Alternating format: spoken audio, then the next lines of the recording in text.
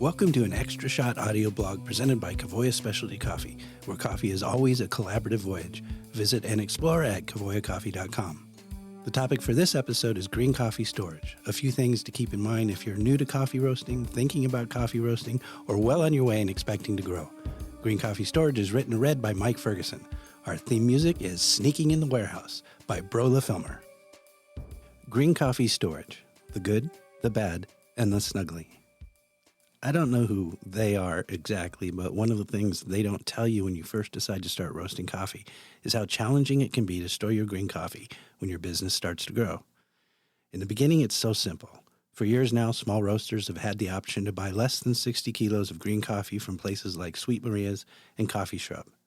Maybe you even had your green coffee tucked away in plastic bins, stacked and labeled and safe. It was so cute. And even as you did start purchasing full sacks of 60 kilos or more, you never had more than a few bags on hand at a time. But as you grow, storage can become a challenge. Things can get a little snug. This is especially true if you're a roaster retailer.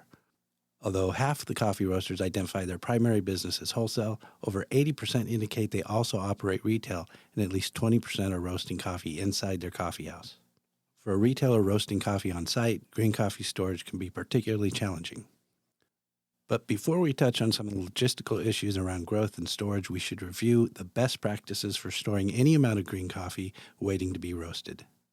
These guidelines will play a role in how you grow, though it should be noted in recent years, bag liners like GrainPro and EcoTact have brought significant changes to the challenges of storage, and for some coffees, some of the issues below are no longer a problem.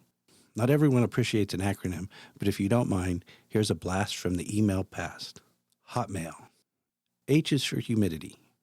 Think of your green coffee beans as little sponges, and around 11%, give or take, of their weight is moisture, and that's how we like it. We don't want to give away any of this water weight before we roast the coffee. We also don't want to add to this water weight. Too much moisture can lead to icky things like mold. O is for odors.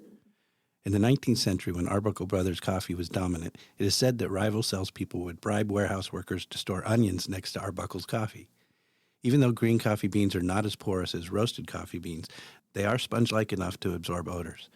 Roasting space is almost always multifunctional for small roasters, and green coffee can share that space with any number of smells that might find their way into your coffee.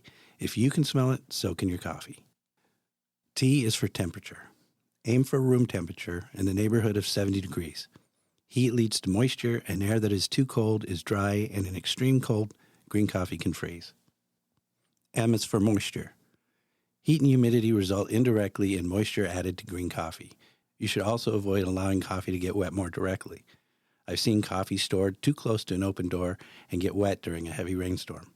If you have to unload coffee while it's raining, cover it up. Also, from leaks in the roof to broken pipes, floors end up wet for any number of reasons, so keep your green coffee off the ground. A is for air. Well, not too much you can do about oxygen, it happens. Green coffee that does not come in plastic should be ordered more frequently so the coffee spends less time on the shelf. I is for insects. Insects and other pests are not generally a problem once coffee is safe and sound at the roastery, but let's not make it easy for them. Keep bags closed and off the ground. L is for light. Expose your green coffee to as little light as practical and out of direct sunlight if possible. Most of these Hotmail issues are not super relevant to roasters who are moving small amounts of coffee through the roastery at a fairly quick pace. They require more thought as the volume of coffee you have on hand increases and the logistics as well as the quality of storage becomes more important or annoying. Cash flow aside, planning your green coffee purchases when you only have a few bags on hand at any time is pretty simple. You know how much of any given coffee you roast in a week on average, right?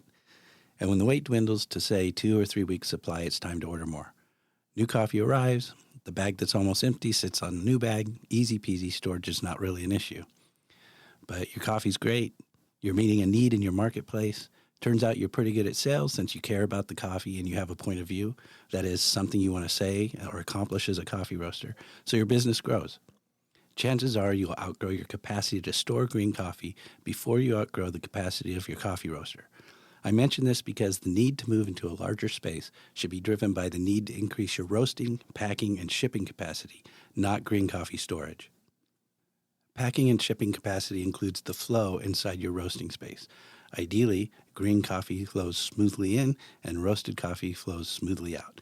If you're tripping over bags of green coffee as you try and ship out roasted coffee, or continuously moving bags of green coffee around on a roast day to reconfigure the space for the next process, you need to think about storage.